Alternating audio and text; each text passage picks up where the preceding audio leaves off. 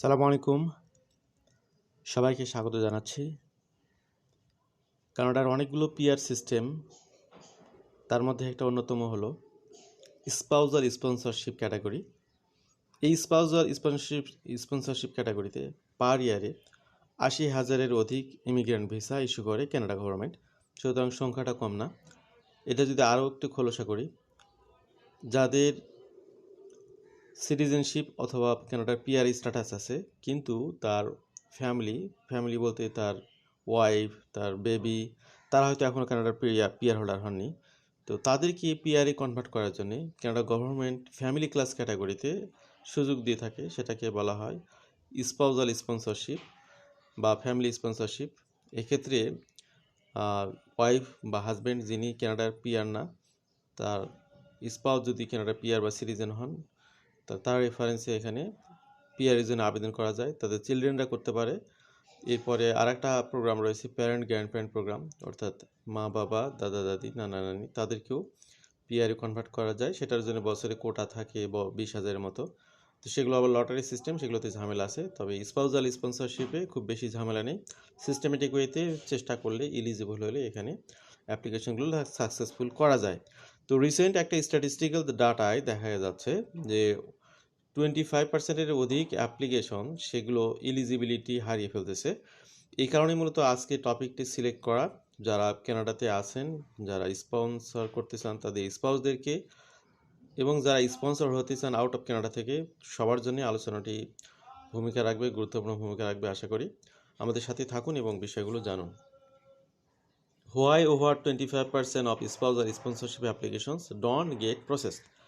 তো কেন এগুলো প্রসেস হয় না? রিসেন্টলি যেটা দেখা গেল যে আপনার জানুয়ারি থেকে অক্টোবর পর্যন্ত একটা সমীক্ষায় দেখা গেছে 27%-এর অধিক ইনল্যান্ড স্পন্সরশিপ অ্যাপ্লিকেশন সেগুলো রিফিউজ হয়েছে ইনকমপ্লিটনেসের কারণে। এবং এখানে তথ্যটা আরও স্পেসিফিক্যালি যদি বলা যায়, 45,235টি স্পাউস ও common law partner sponsorship application জমা পড়েছিল।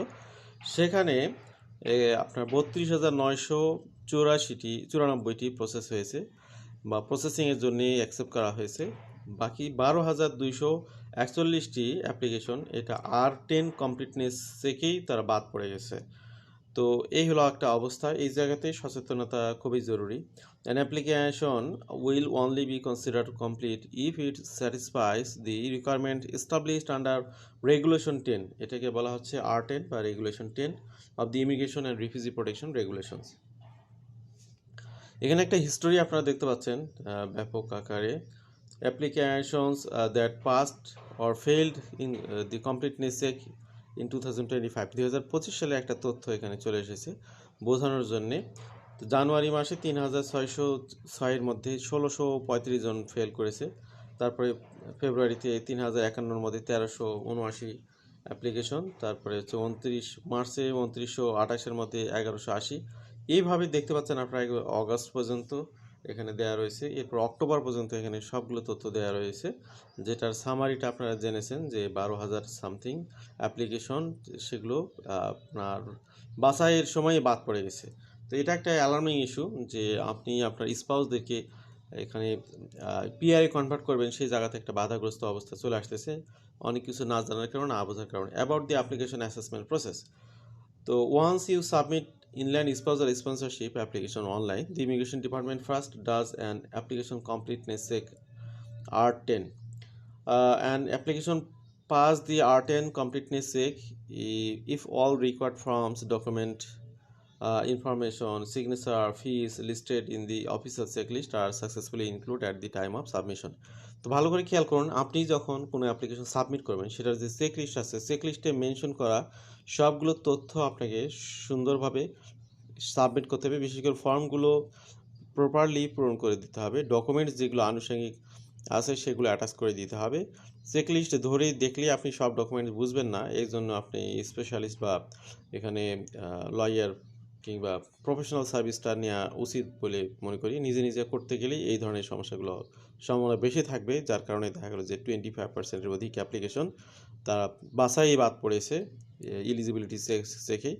তো ইনফরমেশন, সিগনেচার এগুলো তো আপনারা দিতে পারবেন ইজিলি।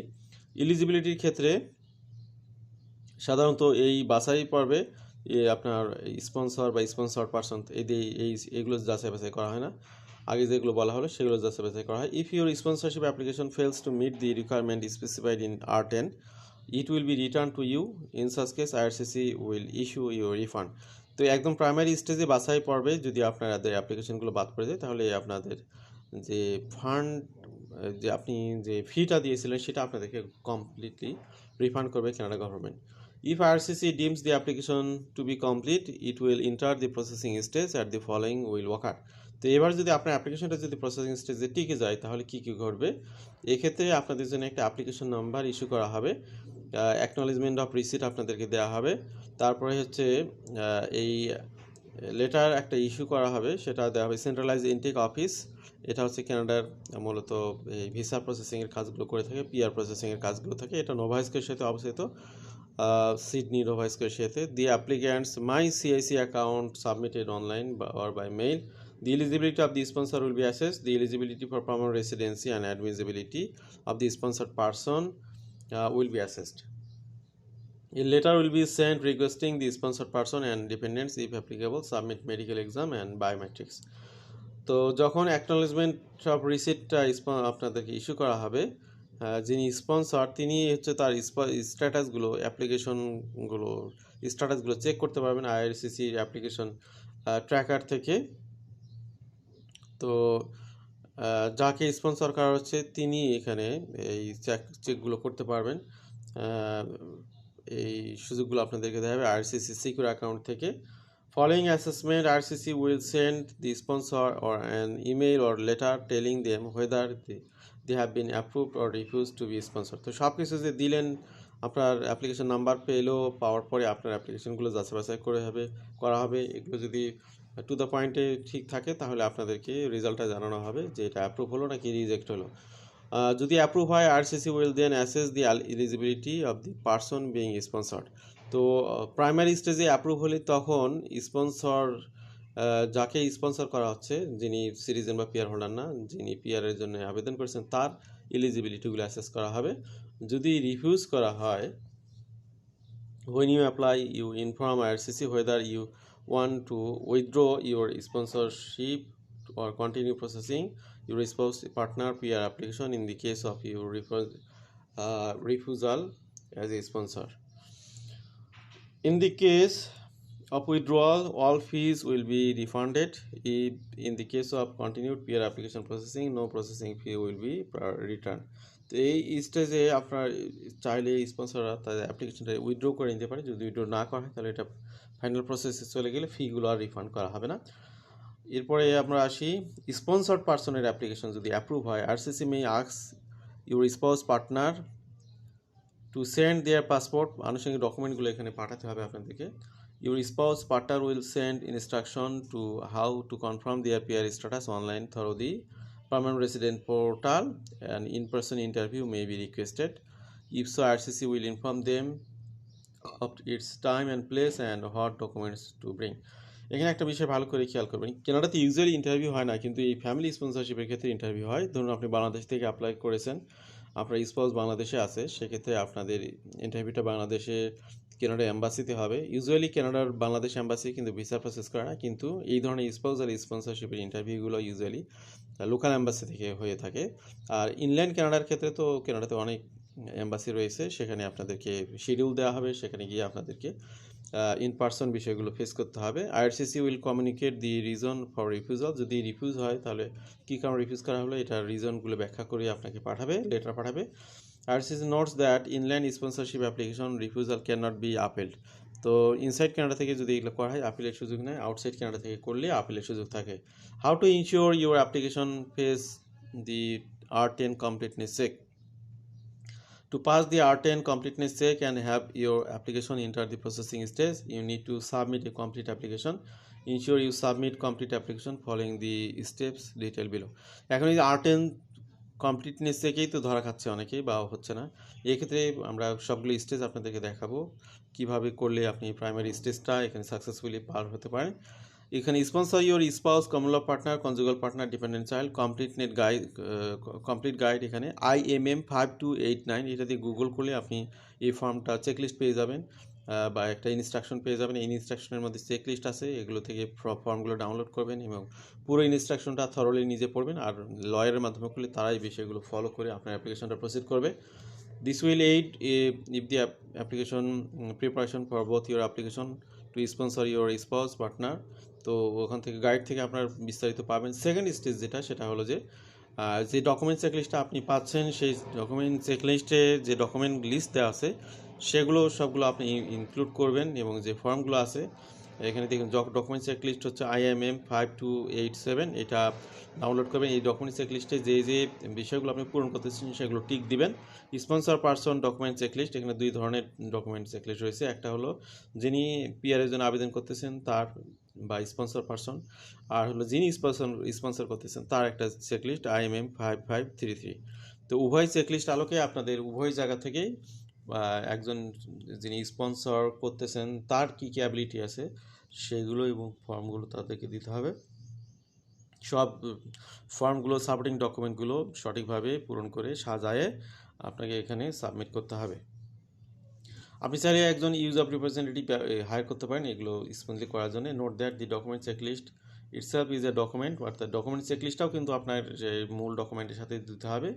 টিক দিয়ে দিবেন ওখানে যেগুলো আপনি দিয়ে দিচ্ছেন, যাতে করে সেটার আলোকে আপনার সব কিছু ক্রস চেক করতে পারে। Any documents that are not in English French, যেগুলো ইংলিশ এবং ফ্রান্সে নেই সেগুলো আপনি ইংলিশে ট্রান্সলেট করতে পারেন, ফ্রেঞ্চ ল্যাঙ্গুয়েজ যে ট্রান্সলেট করে দিবেন।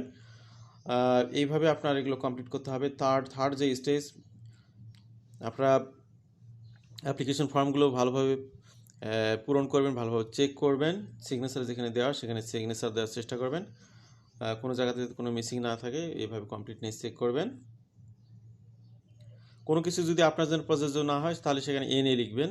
সব কিছু সবার জন্য প্রযোজ্য না। অনেক ক্ষেত্রে অনেক কিছু থাকে যেগুলো, যেমন কারো কোনো ডিজিজ ছিল কিনা, সে কোনো ক্রিমিনাল অফেন্সে দেখেছে কিনা, এই ধরনের কোনো কাজ হয়েছিল কিনা, কখনো অ্যারেস্ট হয়েছে, এগুলো এই ধরনের অনেকগুলো কোশ্চেন থাকে, এগুলো খুব ভালো করে সিনসিয়ারলি পড়ে ওগুলো টিক মার্ক দেবেন। এটা খুব সিরিয়াস একটা ইস্যু। তারপরে এরপরে স্টেজ সেটা হলো যে প্রসেস করার জন্য অ্যাপ্লিকেশন ফি জমা দেবেন। অ্যাপ্লিকেশন ফিটা দিয়ে আপনি অনলাইনে কার্ড থেকে পেমেন্ট করতে পারেন। ফুল ফি টু স্পন্সর ইওর, এখানে কী কী পরিমাণে ফি লাগবে দেখুন।